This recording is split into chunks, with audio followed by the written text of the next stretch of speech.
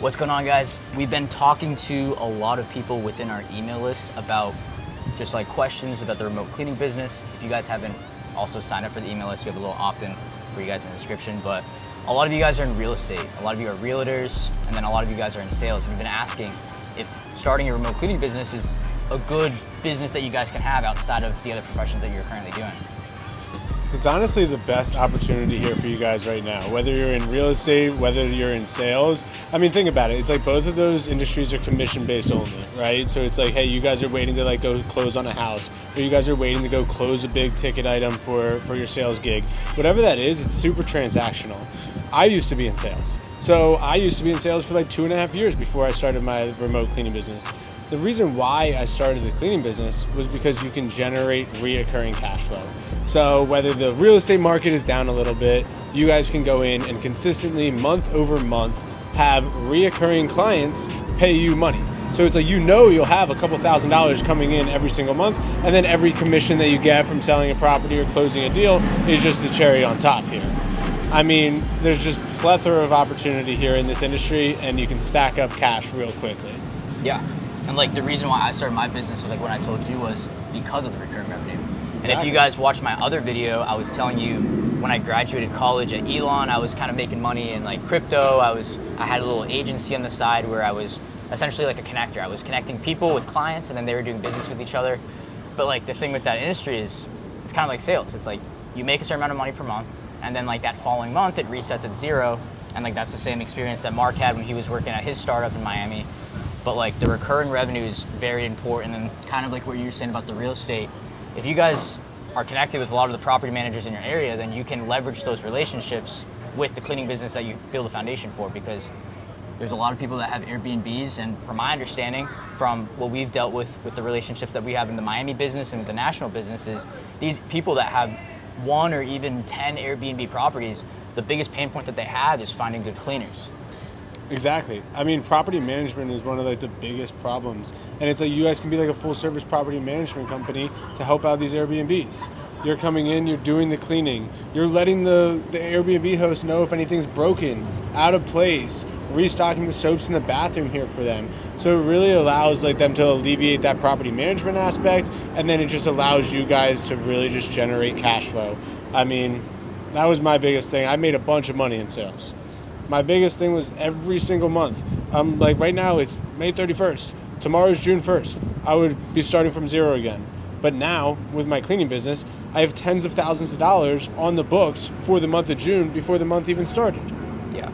And then back to the Airbnbs. We actually just got dinner with one of our boys, Aurelio, that we met for the first time. And he has like an Airbnb arbitrage business. And what he was telling me at this dinner that we went to was his cleaners for his properties in North Carolina, they're essentially like, first of all, they're on salary, because he needs to just make sure that the 2 or 3 people that they're working under are going to be there for him for the entire year, because he's having 10 to 15 turns a month. So he needs to make sure that they're going to be there every single day. But it's like they're also like their handyman. Like, exactly. Like he literally relies on them. Like he doesn't, like if he has a cleaning staff that is either late or they just don't do all the SOPs that they were told, then he's going to have to cancel the next turn that's going to be coming in for the 2 to 3 days that they have booked out. And he's going to be losing like $1,000 or $1,500 for that single booking. So like they need to make sure that the people that are working for them are going to be reliable and that they can trust them and that they're going to do a good job.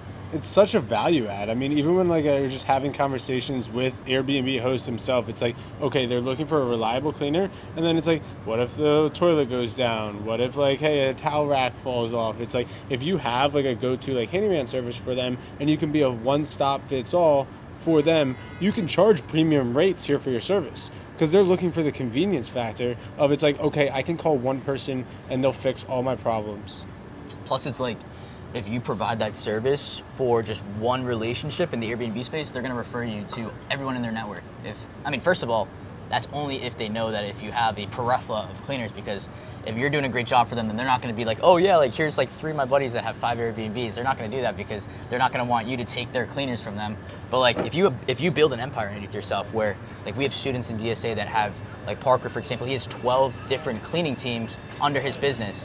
So because he has essentially an empire underneath him, he can have those people introduce him to other Airbnb owners or other property managers or other people within that industry that he can then get referral-based business with. Yeah, I mean, that's what, at the end of the day, it's a service-based business, and service-based businesses thrive on relationships. So if you can really just build those relationships are going to lead to referrals, and those relationships are going to lead to reoccurring revenue. It's the 3 R's. Yes, sir. And so if you guys are trying to start your remote cleaning business, you guys can check out the video breakdown that we have here in the description below, as well as like, hey, just DM John on Instagram, or just, hey, go claim like the free training in the bio, and we'll be sure to reach out to you, see if we can help you out, get your business started, scaled, and then ultimately just have it cash flowing here for you. Yeah, and like before we go, tell them about going into Q3 and then like that Q4, like the summer rush, and then Q4 is the busiest time of the year for the remote cleaning business, just because everything that's going on in the world. I mean, think about it right now. It's like, okay, it's Memorial Day just happened, so everybody's going to start traveling here for the summer. Airbnbs are going to be popping. People are going to be going to these Airbnbs. These Airbnb hosts are going to have an influx, and they're going to need an uptick in demand with their cleaners. So the demand is prevalent throughout the whole summer season here. And then it's like, okay, that leads right into the holiday season of Q4, where it's like people are gathering with their families, right? It's like Thanksgiving, Christmas, Hanukkah, whatever it is, people are getting together and they're having family events. They go and they need a deep clean before the event and after the event. And if you have a high quality service, that's just going to open up doors to land reoccurring business throughout the year. 100%. I will appreciate you guys watching the video. Make sure to like, subscribe, leave any comments, questions that you guys have. And then, yeah, go to the description. We have all the information that you guys need to know to take the next steps. Appreciate you guys. Peace, guys.